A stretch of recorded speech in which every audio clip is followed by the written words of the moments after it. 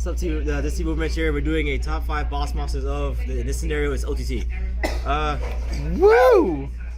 God, That's awkward. damn it! Oh, Jinx, you owe me a soda. Bitch.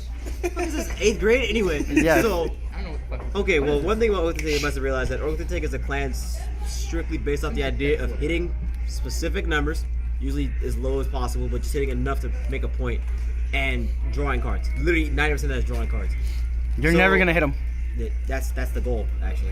So the top 5 boss monsters will be in basically I have organized them in a way that it's the unit that has the most reliability as of right now, is consistent enough, can make enough plays throughout the game, and works along with the deck, has more synergy with the units that work in the deck. Also, how viable they were during like their glory time. I'm doing viable in general. No, they're still viable, but like Because how? Yeah. as of right now, a lot of these like OTT is a clan that just we missed out on the most of the Limit Break era.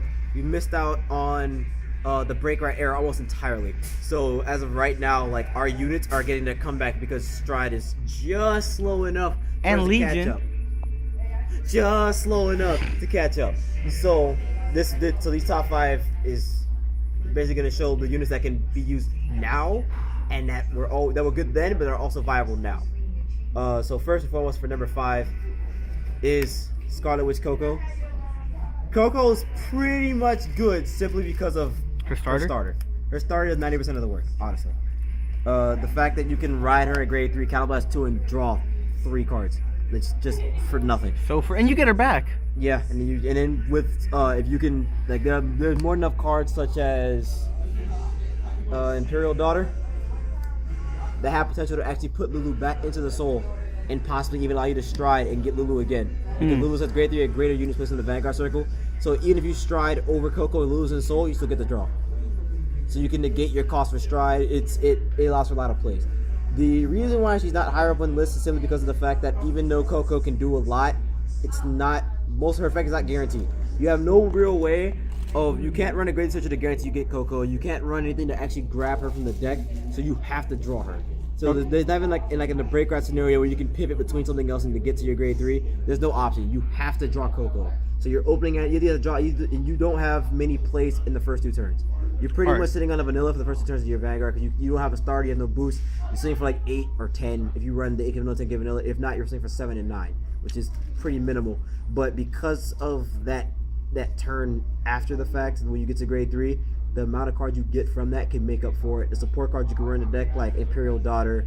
If you want to be weird, you can run like one of the like Sakuya, which is the old grade 3 from the trial deck. But Imperial Daughter as all of them will probably be your best bet because she doesn't have to build up too much soul, so she just gets that 1 card in soul, just so she can attack. If you have no field, she can 10k in a crit. So even if you have no field early in the game, she's just a crit. It's almost free. And then being able to just ride Coco's skills when you ride over the Vanguard circle and you have 1 or less cards in your soul, she gets to draw 2 cards. So even if you just have the Imperial Daughter in soul, you just ride Coco and draw 2 cards. So you still get the plus off of it. You don't really need soul for her effect. You just need to have no field, and you get 10k in a crit. So and it gives you a decent fight against Link Jokers. If you ride her, if whole field's locked, it counts on having a field, and she gets 10k in a crit for having whole field locked. It's much better than a lot of other options you have in this kind of deck. Yeah. Until OTT to get their restanding Vanguard. Yeah, fucking never. Number 4, Battle Sister Menaka. Out of all the Battle Sister boss monsters, she is clearly the best. I remember how happy you were when that extra booster came out. Fucking free, that's why. Your best option is with Battle Sister Waffle because Waffle actually lets you get the delimiter, so you can do her effect early in the game. Menaka is pretty much Tsukuyomi on legs. It's probably the easiest way to stack your deck outside of running Tsukuyomi ride chain. Because she doesn't really require Battle Sisters for anything except for her own skill to pitch a copy of herself, you could actually run her in any build of Oracle Think Tank, but outside of Battle Sisters. So she has the options to run Susanoo. You can run a Tsukuyomi deck if you really wanted to. You have that freedom, which is not common in a lot of OTT decks. Usually you have like 1 boss monster and 1 unit that works with that boss monster. With her, she's actually she's malleable. And because of that, it makes her far more viable than a lot more other cards in the deck. After Menaka, we have Gods of Treasure Mirror Ohirume.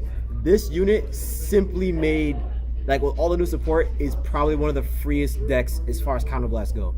You Counterblast, you can run anything in the deck, anything in OC that Counterblast 2, 1, anything, period. And she will always guarantee you can unflip the damage. And that unflip is almost necessary for this kind of deck.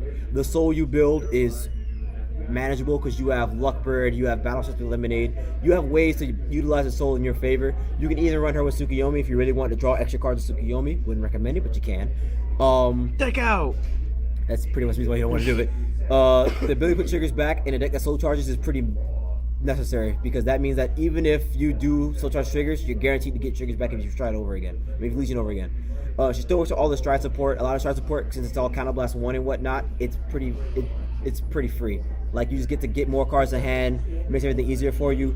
With cards like Weather Girl Milk, you can make your swing for, what's the maximum number, 35? Oh my god. So 35, and Milk's probably the freest NK booster in the game, so that's almost nothing.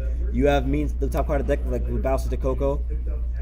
Just call Coco, you return you Legion, so you can't use the Amaterasu skill, because Amaterasu skill is whenever she's during the beginning of the main phase, so charge 1, look top card of your deck, and then her skill is Counterblast 1, reveal, call top card of the deck. If you reveal it and you called it right, you upflip 2 damage. If it's one of the cards in the Vanguard circle, then you draw 2 cards.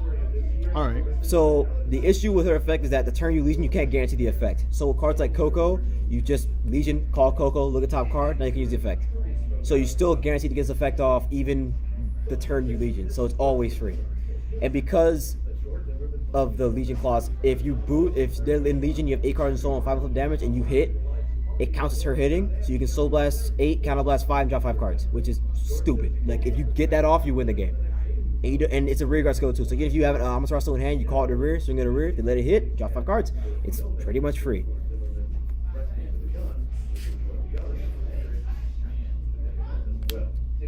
Number 2, Goddess Full Moon Tsukuyomi. Literally, it's my second favorite boss monster in the deck, in the clan, period.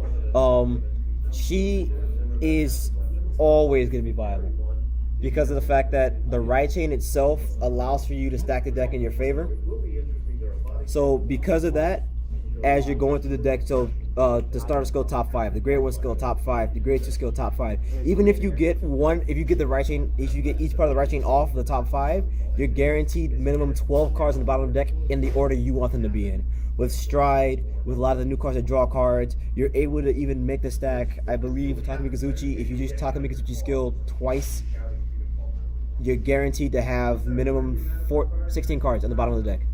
If you get the right chain, if you get every card of the right chain and off not with to the mention right chain. she's gonna get her own stride, yes. So it's gonna her even own get faster. stride is actually makes it faster. So you're actually guaranteed to get to your stack even faster. And the whole point of this deck is just simply to draw into your stack and sack the fuck out of your opponent once you get there. Because once you get it, you pretty much know what you're gonna drive check the rest of the game. You can plan out your draws, plan out your drive checks. Now it's more counting than it is just swinging and trying to get a trigger. So it makes it easier on you. And the number 1 boss monster is the newest boss monster, Susanoo. Susanoo! He's the Sasuke's best trump card, or Itachi's. Yeah. Shut up, man. He's the only boss monster that allows for you to give pressure on your opponent simply for having the cards in hand. If you have 2 cards in hand and you swing a Susanoo and you're a GV2, and they go 2 to pass, you get 1 trigger, you pass. Because of the way this effect is worded, during your turn, if the number of cards in your hand are 4 or more, you get 5k in a crit. That means that even if you only have 2 cards in hand and you drive check, at the end of the twin drive, you have 4 cards in hand. So he gets 5k in a crit even after that. So you can never 2 to pass Susanoo if you have less than 4 cards in hand, you can never 2 to pass Susanoo. I mean 1 to pass Susanoo, I'm sorry.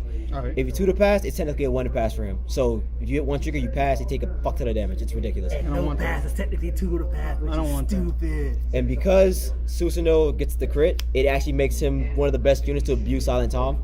Because since Susanoo gets his crit, your opponent already wants to guard this. But then if they try to skip out on guard on Susanoo, it might result in them getting critted to death. If they try to force more guard on Susanoo, Tom might become more of a threat. So they probably synergize the best out of all the boss monsters do with Tom. This is the one deck that works the best with Tom. Plus he sacks decks like Tsukuyomi, so he's the only boss monster that I can see working with all the decks without having to have much issue. He can fit in the deck really easily. He's searchable via Ameno Murakumo. Yeah. So it actually makes him the best boss monster for OTT, hands down, no questions asked. That's the gist of it. That's what the thing take for you. All right, Time me out.